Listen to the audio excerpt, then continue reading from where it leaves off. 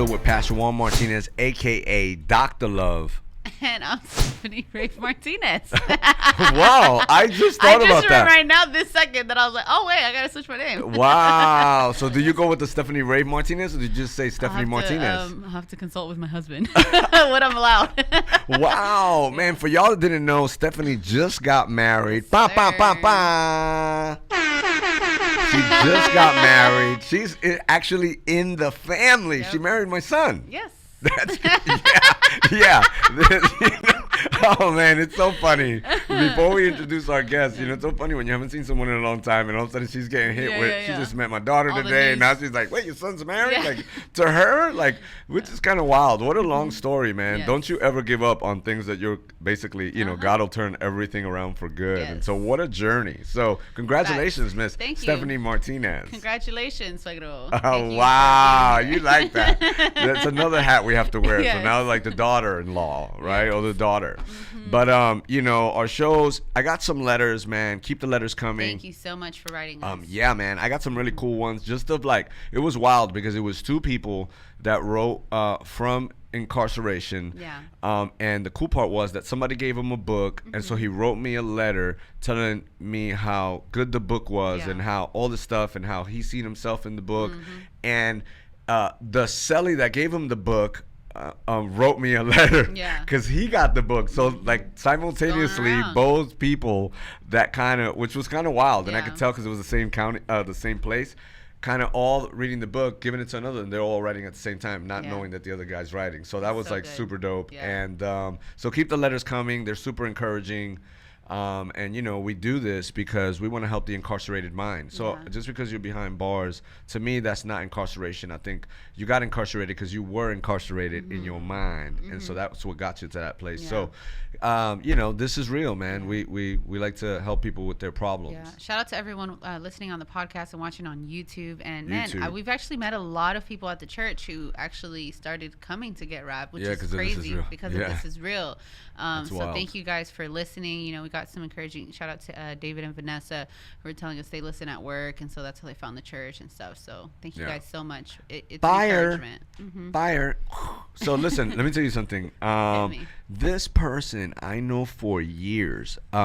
Beyond, so the church is 9 years. So before that, so maybe 11 years, maybe ish, somewhere around there. About 2011, so so it was funny because I called Mariana and I'm like, hey, hot van, because that trip was just the trip that you would remember.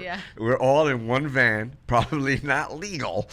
They really no seats in the back. We put these a cargo van with passengers. Yes, and we put those little things that you put on the floor, bean bags. Okay, bean bags. We put them in the back, and then we sat in the back, and there was no AC in the back, so it was hot. It was hot, but we had so much fun.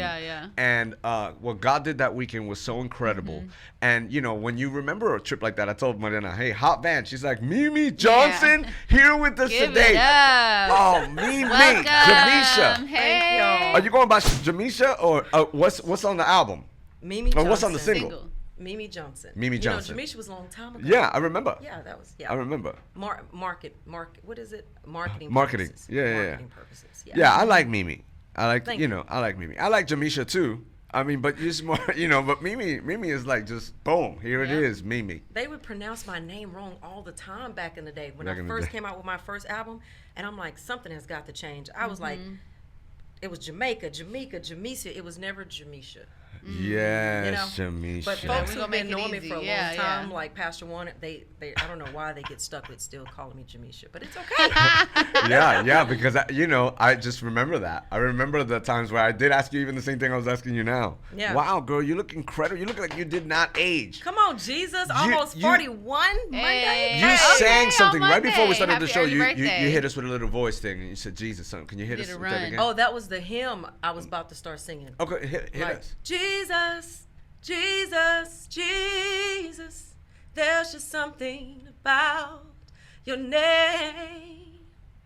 I call you Master, Savior, Jesus, like a fragrance after the rain. Okay, because now I got tears in my eyes. I'm like, the media, all the hardcore media people in the background that we could not do this without, they're all back there, lips shivering. Niggas, the Holy Ghost is in this place. No, man, I've always loved your gift, but your personality, you're just larger than life. But you sing so beautifully. Thanks, Pastor. And it just does something, you know. Like, look, you're like, oh, I'm just gonna sing a little bit, and I'm like, and you know, I don't know. It's just impactful, and maybe just the words that are coming out of your mouth. You know, it's just Appreciate beautiful. that. So, man, so you're coming out with another single. We've been waiting, the anticipated album. You know, the anticipated single. Listen, can you believe? I'm gonna be honest with you. I haven't put out a worship song since, oh my gosh, 10 plus years. Wow. Okay. So this one is called Freedom is Calling. Freedom is Calling. Yeah. So 10 plus years, a voice like that, gifted by God, all this stuff's happening. Yeah. Your life, you know, man, I just remember, you know, we're getting in the van. We're like, yo, we're going to hit everybody, you know, and we always had this passion to do that, right? And so why haven't you done anything in 10 plus years? Like, I mean, what makes a person, it's like, yeah, I haven't preached a sermon, you know. Yeah. Well, I put out singles, but as far as a worship album. So I'm gonna be honest with you, I was over church. Let me just put that out there. I was over church. I was over politics in the church. I was over just life itself. Because I'm like, God, 1 minute the door is open, next minute the door is closed. I'm just over it, right? I was done with music in general. So not just leading worship, but I was over music. And I write how I feel, you know, but I just was over it. And I think I had so many debts in the family, you know. Wow. I started grieving so hard to where I lost myself, which is how I finished the lyrics of Freedom is Calling, because I had to start speaking life over myself, because I was literally I had my blinds closed. Yeah. My room was dark, and I felt myself relapsing. Wow. And so I remember in isolation. And I just started weeping, and I was missing my play mom. She's been my spiritual mom, my spiritual advisor, you know, since 1999. Wow. And so when she passed away, that was it. And so, and it was back-to-back debts, you know, back-to-back debts. So my best friend passed away, and then literally weeks later, Ms. Robinson passed away. Wow. The year before, both of my aunts passed away. But before they passed, a friend I grew up with passed away. So it was like nonstop. And COVID. Just everything. COVID, lost my job. We had to move. It was just one hit after another. So I was just over everything. Wow. Because it's like every time I feel like I have a start and things about to start popping off good, something, I get knocked back down again. So that again, so I had a single come out it was called Starting With Me. And it started off with knocked down many times. Life almost took me out. Thinking I was about to do something. And then again, right after that, bam. But all things work together. Come on, Jesus. Yeah. Freedom is called, like literally, I am walking in freedom. That's so good. I'm truly walking in freedom. And I share this because I had to speak life over myself. And I remember I was so down on myself. And I started walking around in my house. Freedom is calling, and I am declaring healing is happening now.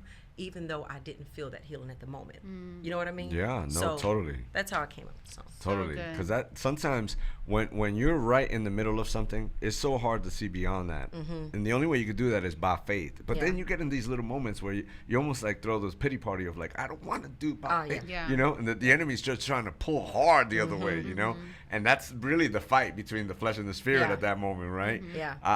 I love to hear stories like this. And I know they hear you singing, all this stuff, but your life, you got a crazy testimony, right? Like, you have children. You want to shout out to your children, your husband. Come on, children. We have 6 kids total, y'all. Wow. Come on. We have one more kid left in the house who's graduating this year. Wow. Yes. You're about to be empty nesters? Yeah, but I think I'm nervous.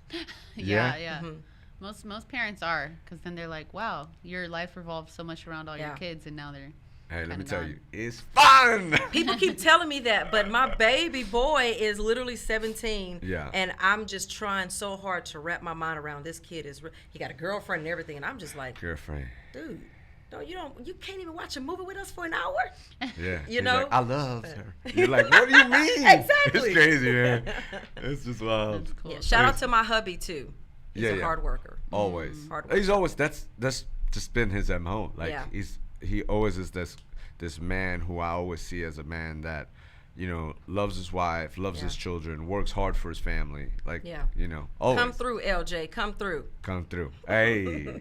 So for those who don't know, you tell us a little bit about, like, because you were talking about, man, I was over church, right? Over church. So that means you were in it for a while, but maybe you weren't always in it. So tell us a little bit about what your life was like growing up. Yeah, that's good. Yeah, actually, I've always been in church.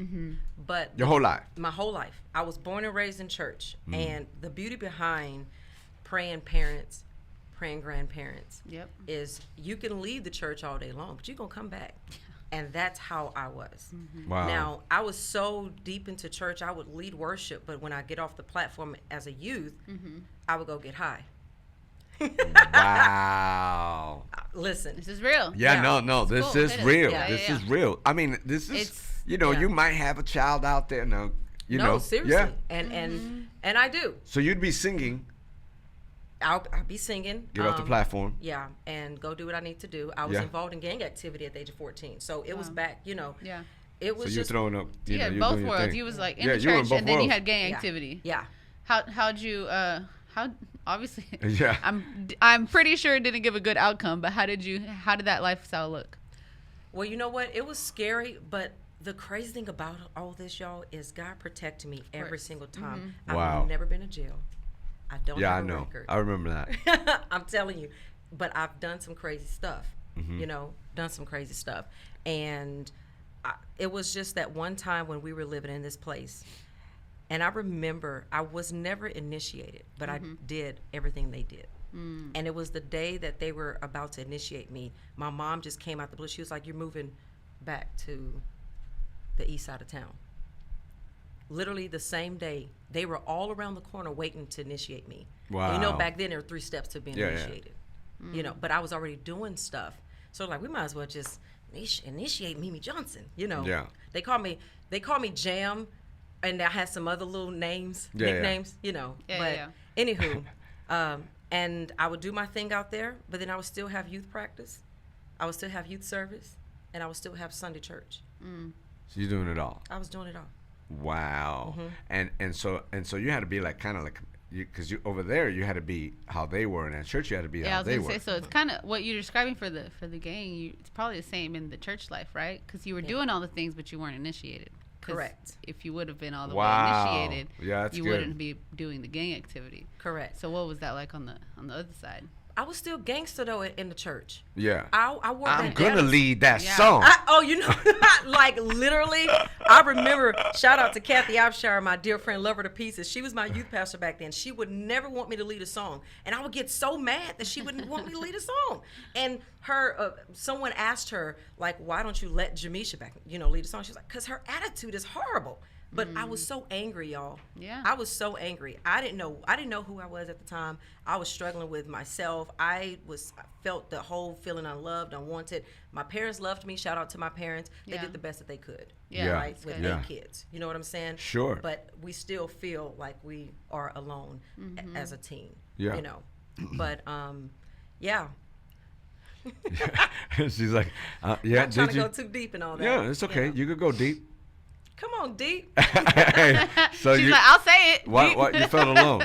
Yeah, felt alone. Felt to the point to where I just felt like, you know what, I needed to do something else to feel loved, and that's when I planned a pregnancy at 16. You planned a pregnancy at 16. We'll share that story after we come back from a quick break. Stick around. Wow. You see the hand up there when he. Hey, look, she said, "Where? The hand of God." No, I'm looking. Listen, no, it's Marco the media guy. Marco the media guy. He always has this one. Was G. That was G. That was G. Oh wow. G they moved around. Yeah. Okay. Well, he did that real well. He's better at than he is at the 3-2-1. Yeah. We struggle a little bit with that. It was pretty good. Oh. It's okay. Yeah, he Everyone used to do like 3, plays their 2. part. I'm like, on the countdown, he do. You would have thought he was set tripping. You would have been like, what? Dude, like what? Like 3, 2, 1. Like. But appreciate you, G. Yeah. We do appreciate him. You know, I guess it's what makes this fun. You know, but okay. Back to where we left off. So Mimi said, "Man, you was kind of doing both, right? And then you planned a pregnancy at 16. So we're talking like so design. You're like, hey, this is what's gonna happen. See, I was going to counseling like starting at the age of 15 years old. I remember Pastor Pace counseling me and trying to help me with my anger. But I just... So you had anger issues? Oh, I had, I got kicked out of every school. Wow. Yeah, so I didn't get to graduate with my class 99. I had to do homeschooling. They sent me to a troubled school, and I got kicked out of that school. One. While you're singing Jesus. Everything. I'm telling y'all. Yeah, that's nice. Go ahead. You said that's nice. Yeah, it is. I like the rawness of the story because I know, I just like, that's why the show's This Is Real. You know, I like it. So it was more of, man. And then so when I moved, when my mom moved me to the east side, you know, I couldn't hang out with the folks no more, you know. Yeah. And I remember going back to that side of town because for me, I'm like, oh, I didn't got saved, right? But again, I'm still feeling that needing to be loved. But I called myself wanting to drive to this community, and somebody who I was friends with said, what are you doing out here? I'm like, what are you talking about? You know, I didn't know that that's what gangs do. She was like, they're looking for you. Like they're threatening. They're saying when they see you, they're gonna do what they need to do to you, all that stuff, right? Yeah. And I'm like, oh, I'm not worried about that. I got Jesus, you know. But I didn't really know like how serious that was. But then, so, you know, because I'm like, oh, okay, cool. Yeah. But while I'm back, I'm gonna go look for them too. No. I never went back after that. I never went back. I left after that, and then things got a little tougher for me because now I'm at church, right? Yeah. I'm in church more, but I'm still feeling like I need to fill that void.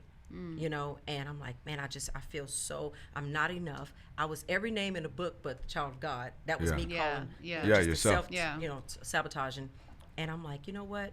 The only way for me to know that I'm loved is if I have a baby.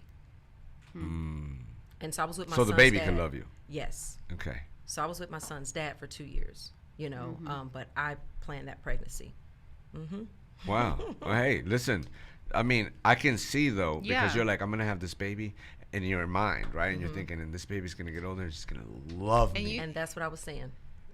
And you shouted out your parents. You know, you said you're out of 8 kids, out of 8. You know, so I feel like, you know, a lot of people feel that they're like, well, I love my parents, right? Yeah. So then this is probably what love is, even though I'm not feeling love, but a child to their parent, that's a love that I see or that I know of. So, you know, that's kind of what a teenage mind may go to. Yeah, because I mean, parenting, it's not like step one, you know, like you got to figure it out, you know, and parents, they do what they know to do, even if they don't know what they're doing. And I'm not saying that from a bad place, because you're only doing what you're kind of taught until you know, sometimes there's religion in there, sometimes there's, you know, but only when you really have this relationship with God that, you know, you start, or parenting, you start modeling something that you kind of see, you know, it's the only time that you really kind of do that right. Yeah. You know, besides that, you're trying your best. You know, if the kid bucks, like, you're trying to figure out how to contain this, right? And so big shout out to parents who are working really hard, right? And big shout out to just you making the choices that you're making now, right? Because you've made a lot of good choices, even though you made a lot of crazy choices. Listen, my story is filled with ugly truths, okay, a bunch of mistakes, but the beauty behind all of these ugly truths and mistakes is grace. You know, and if it have not been for God, I'm telling you, I don't know where I would be. I think I tried to end my life so many times because I was just done, and the times that I woke up, I was so angry at God because I woke up, because I knew that I took enough stuff to not wake up the next day, and it was just on several occasions. You know what I mean? I just was done with life. So that's when I say, for me to come out with a worship song, "Freedom Is Calling," it's dear to my heart. Even though I know that I'm true to pop music, like inspiration music, I knew I had to do this. It was a healing process for me. I know that there are people going through the same thing. Singing it out. You singing out the song. Yeah, because you didn't do it for a long time, and so then you started, you know, again. Yeah. Right? But it was, so you're basically saying that in song, you healed. Yeah. I was speaking life over myself, like, no longer defeated, you know, no weapon formed against me shall prosper. I'm taking back what the enemy stole from me because I lost a lot. Yeah. You know, so it was just one of those things. And then we talked about your husband being hard worker and all that, but I was thinking right now, like, man, because a lot of times we don't see that side, right? We're like, oh, that was, great story and all that. But then, you had a husband who did not leave. Mm-hmm.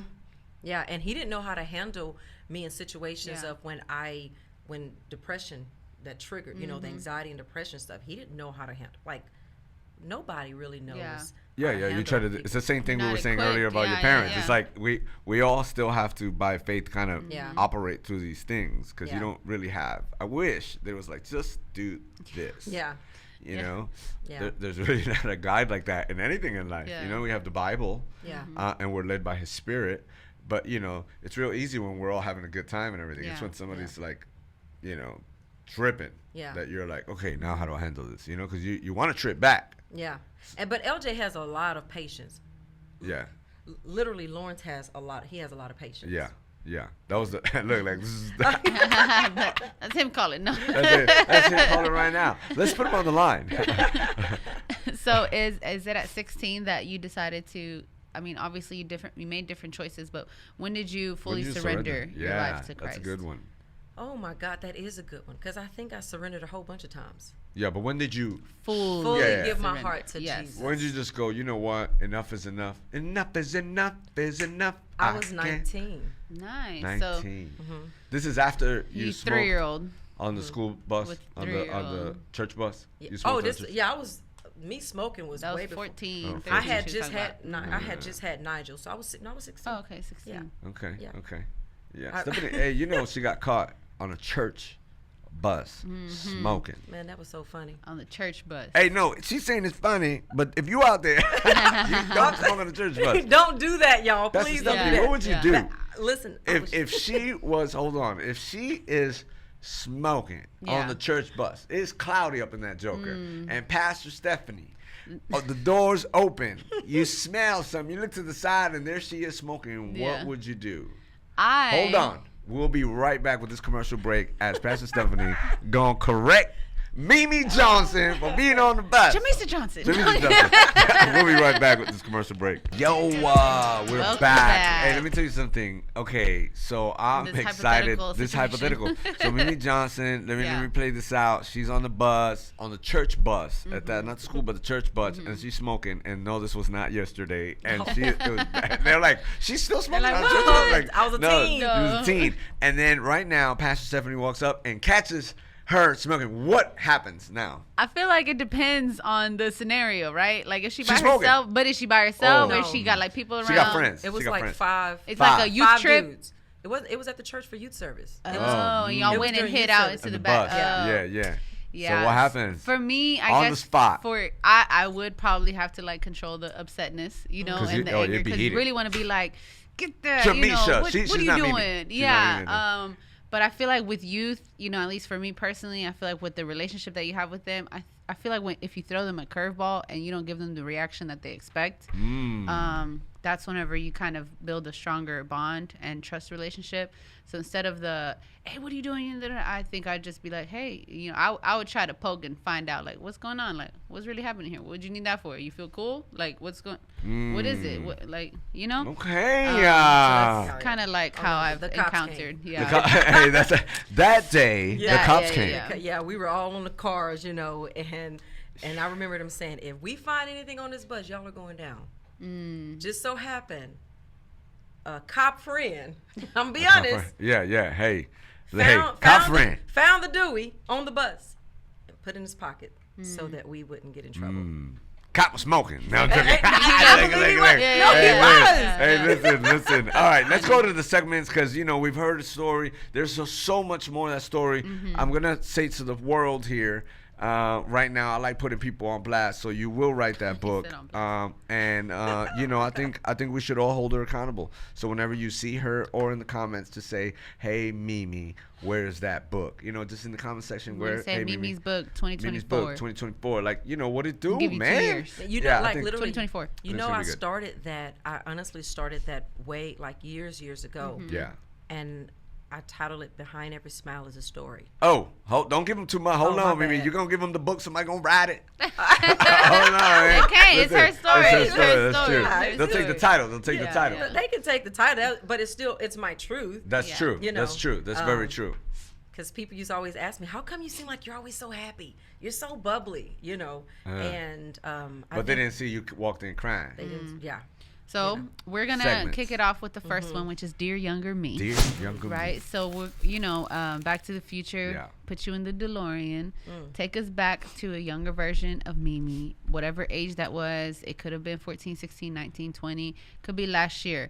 And if you could give yourself a piece of advice, what would you tell her? Oh, this is gonna be good. Yeah, that's good. Probably. Because I was molested at a young age, I think that really sparked the rejection and the anger. And me not knowing who I was, right? So I was trying to be like everybody else, and I never was myself. I would tell my younger self to just be you. Do what you've been created to do. Stop being a people pleaser. Because I want to please everybody. I was such a people pleaser. It's like I felt like if I made you happy, things were good because I did not believe in myself and I didn't think I was good enough. So, yeah. 12 years old. 12. 12 years old. And what are you saying? What did you say to Mimi? Be you. Be you. Yeah. Okay. Even though that's such a young, be you and. Why? Who did you think you were at 12 then? Yeah, well, because she's like, why? So Mimi looks at you because she had a little attitude back then. She go, why be me? I am me.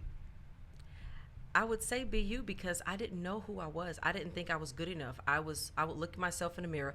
Even though I knew I wanted to be a singer back in the day, I used to still put on like towels and stuff. I used to try to change who I was in the mirror just because back in the day, everybody wanted light-complected girls. And so me having brown skin, I'm like, I'm not good enough. Like every time I come around, like dudes are wanting my friends who are all light-skinned. So I'm like, I'm not, Mimi. I'm just, what's wrong with me, So I just wasn't, Wow. Yeah. Okay, so you come back in the DeLorean. Man, Mimi, now I understand you a little bit more even on the, we're not going to go there, because I kind of want to talk about other stuff right now, but your passion when everything was going on, it played a little more on maybe poking on something that was a younger you. So you're voicing really, you were really a little girl that looked like you today going, guys, we have to fix this because of what you went through as a young girl, thinking that your brown skin wasn't good enough. Yeah, and I was a bully too because my parents we were on welfare, for so long. We didn't know what it was like to unwrap gifts, on Christmas. We didn't know what that stuff was like. Wow. So I remember at such a young age, especially like middle school, I used to bully this girl. I used to bully her, and I looked for her for a long time. Do you not know I sat with her during COVID? Wow. On camera to apologize to her. I found her. That's to apologize to her because she used to literally give me money every day at school. Wow. Did you give it back? I didn't. Hey, you need to, listen, yo, you need to give me like, look, 35. It might be like, maybe $1. No, this girl used to have to she used to give me $5 a day. $5, ooh, yeah, you need the repercussion there. Hey, you're like, 500. Because I again, it goes back to she was light complected and girls wanted to fight her. Okay, so totally get it. Okay, I'll defend you.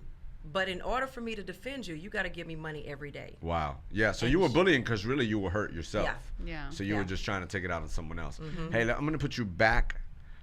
So you just got back. Hey, what up, Mimi? It's 2022, but I'm like, hey, I'm going to put you back in the DeLorean. Okay. And, a lot of times this all came up because, I used to always say to myself, like, man, if I could, you never heard the expression, if I could go back, what I know now. Right? So this is what we're trying to do because someone might be in that moment, right? And maybe they don't have to be 12. They don't have an identity. They don't know who they are. So that could speak to them listening right now. Yeah. They're still trying to find themselves. But for me, I'm very interested in because I believe you have a worshiper's heart. And I know you love to worship. That's why, sometimes it's not a problem for you. Like I could go like sing, and you're like, you know, it doesn't matter where we're at. You've always been that way, and I've never forgotten. Because sometimes you got to pull it out of something. You're like, oh, I'm not ready right now, or You're like, what do you mean? Like you sing? I wish I could sing. You know, I sing everywhere. You know, and you just want to sing. You hallway. I mean, you like to rap. You like anything that has to do. You know, I like to rap. Oh Lord. Yeah. So. Hold on, let me come back here. So my question to you is, I put you back in the DeLorean with everything you know now, and you go back to talk to yourself, this worship leader, to this person, this little girl who wanted to sing, or this girl that wanted to sing. What do you go and you tell yourself when you fully surrendered? Let's go there. You're fully 19. Surrendered, 19, you're in church now, you know you got to sing and stuff. What does this mean me tell this one about worship? About worship. Yeah. Because remember, you were almost churched out. So you went through all this stuff, right? Probably. Yeah. So what does, with all the years that you've had, maybe not even worshiping God at some moments, you were just singing. I don't know. Yeah. But what does this mean with a heart full of worship, who says freedom is calling and comes back to say, you know what, I'm free? Tell this Mimi, who maybe just is starting and doesn't understand. It's okay to not be okay. We all have moments. Don't stay in that moment. To keep pushing, to keep fighting, don't give up. Even in the chaos, God still loves us.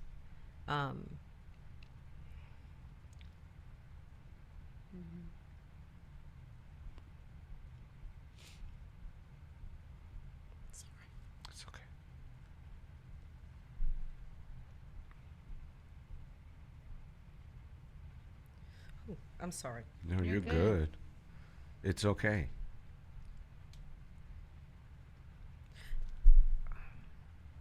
Just to keep living.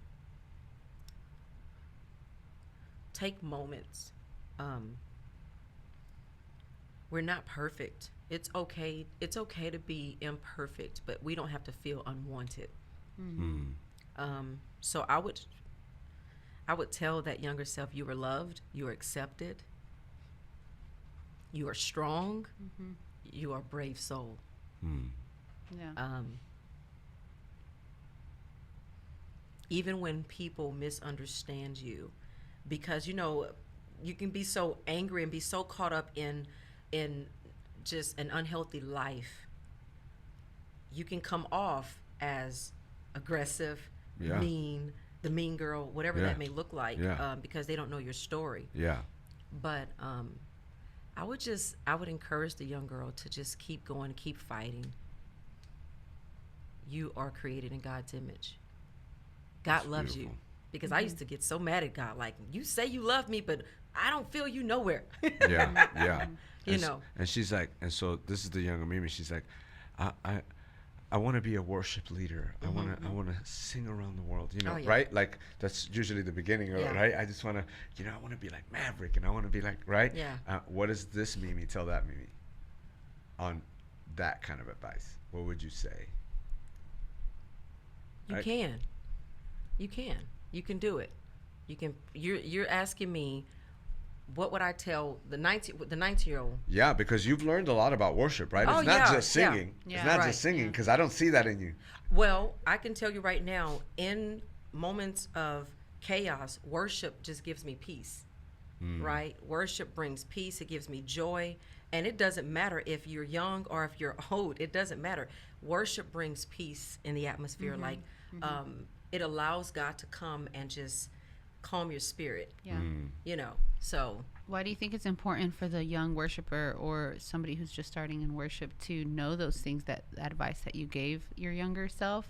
Do you feel like there's hindrance or something like that stops worshipers on a platform, or even just fulfilling their calling to sing and give glory to God in that way, if they don't know that, hey, it's okay to not be okay and all that? I think sometimes condemnation plays a huge part. The enemy comes to steal, kill, and destroy. Yeah. So he doesn't want us to worship. And some people don't even know how to worship. They don't know. So I just would encourage those who don't really know what to do in their moments of not being okay, to just take a moment to breathe and cut some worship music on, or even if you have no words to pray, just call on the name of Jesus. That's really good. You know, that's cool. Super good. Let's go to the next one. Got a few minutes. We're gonna hit up the next one, which is the struggle was real, right? So touch on that a little bit. So share with us something that you struggled with, but then how you overcame it or how you're overcoming it, because you know, like you said, people saw the smile, they don't know the story. So what's the struggle was real for you? So I struggled with anxiety and depression since I could remember. I just didn't know that it was depression back in the day. I didn't know it was depression until I got older. Yeah. I'm like, something is wrong with me. Yeah. Like, I'm like this, you know? And a lot of times I couldn't get out the bed.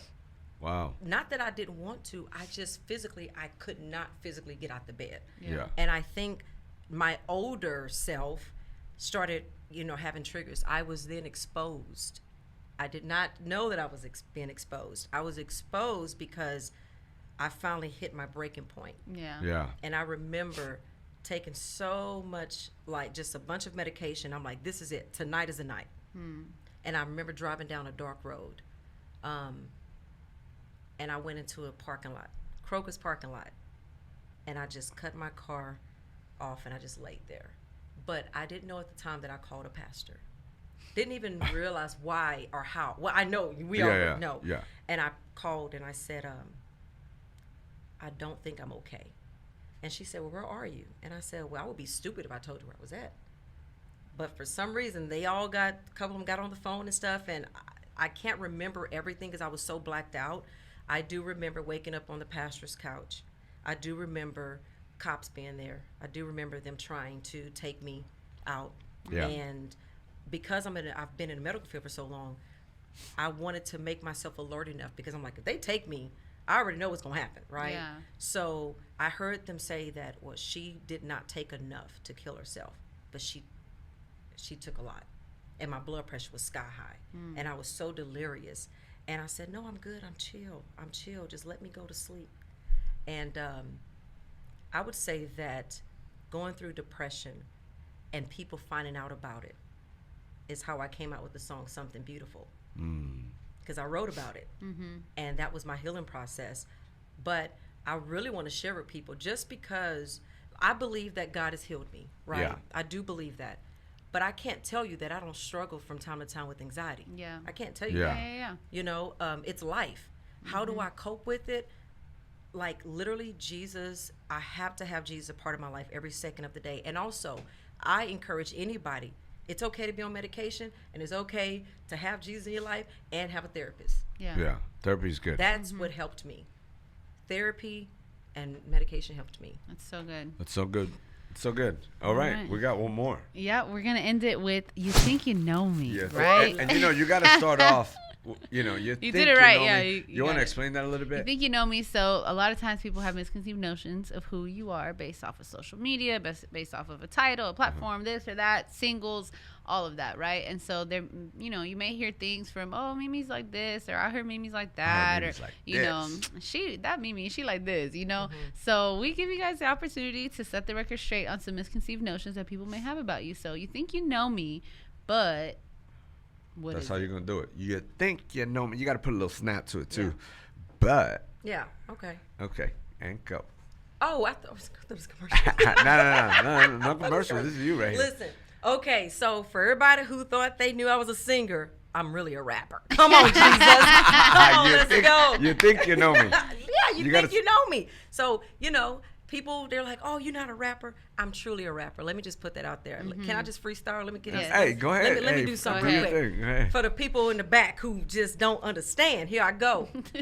Well, I'm going to come through. I'm from the HOU. Man, what you want to do? Ain't got no plex with you. You see how hard that was? That was super smooth. Hey, listen, let me tell you something. That was smooth.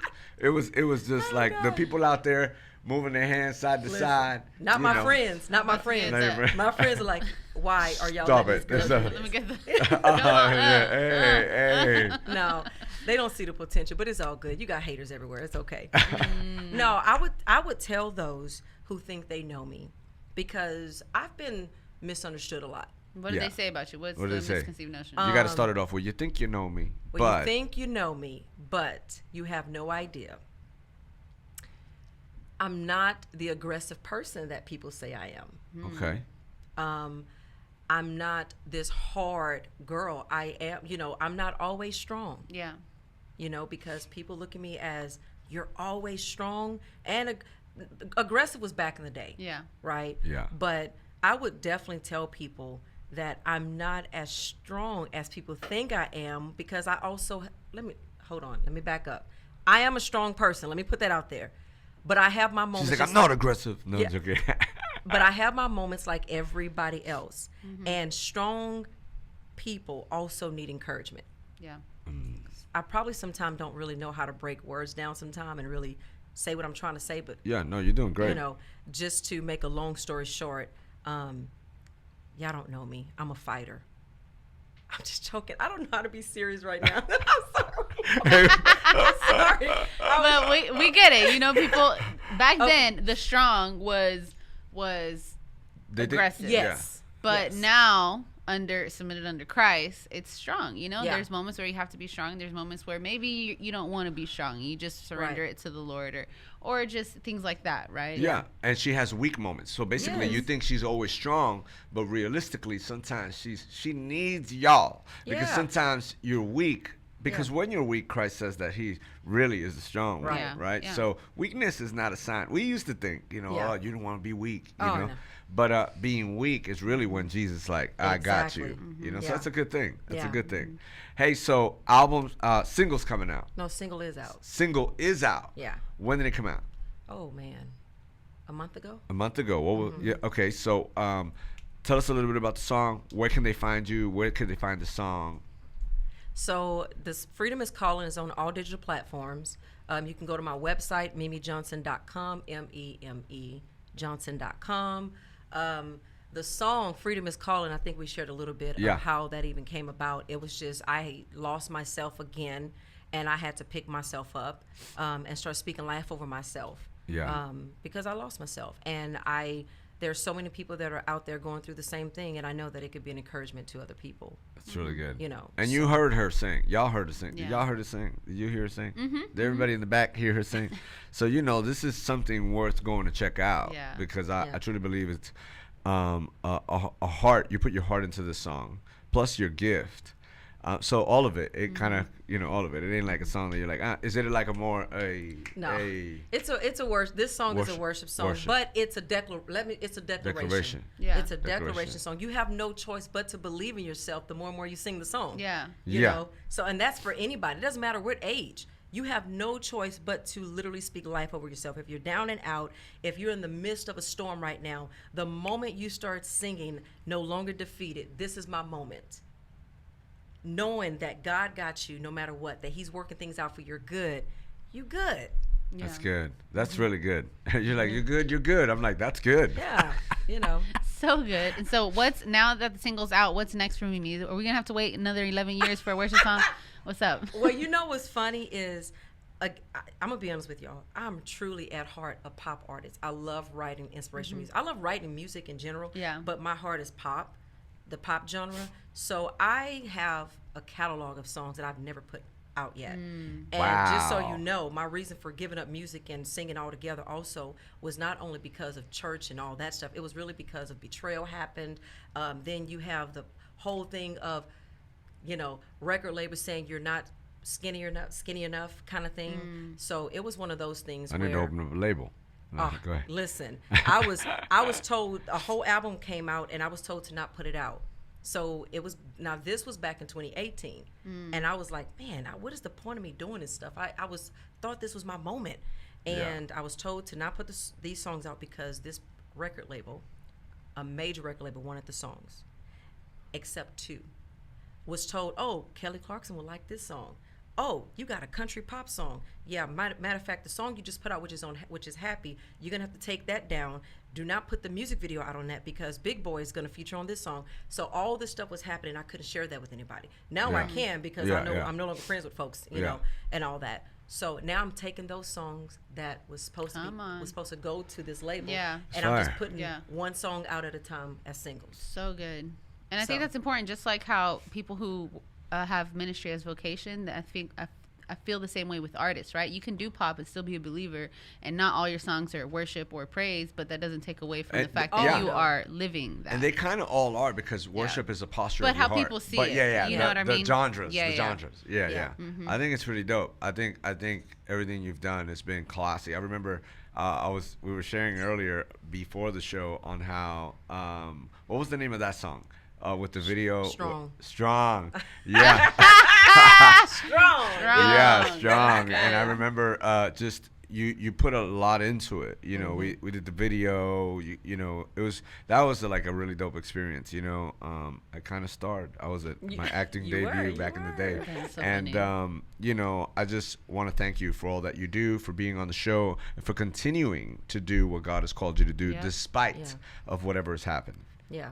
Can I share this one thing before we go? So the reason I want to say to anybody who has given up their gifts or dreams to keep going, the Lord literally shared with me that it was time for me to get back on stage. Yeah. Which is how all this came about. We can't wait to have you at Get Rap, Mimi. Come Thank on. you so much for I being think that's coming. This is real. Juan Martinez from This Is Real. And I'm Stephanie Rave, and we're so glad you joined us. If you enjoyed the show, be sure to like, share, and subscribe, and turn on your notification bell so you get notified every single time we have a new episode. And don't forget, in Houston, Texas, on 100.7 FM, every single Saturday night, we're on the airwaves from 6:30 to 7:30, man, with real people, real problems, real solutions. The show is rocking. Amen. But not only is the show rocking, we're also reaching 53 cities, 51 state and county jails and prisons. And what we're doing is we're bringing the word to them. We're bringing them some laughter and some good times and some fire. Amen. And so for that, we need some partners. So if you want to partner with us, please click on the link below. And don't forget to follow us on social media, #ThisIsReal, or on any other platforms, Pastor Juan Martinez. Hey, that's a wrap. Peace.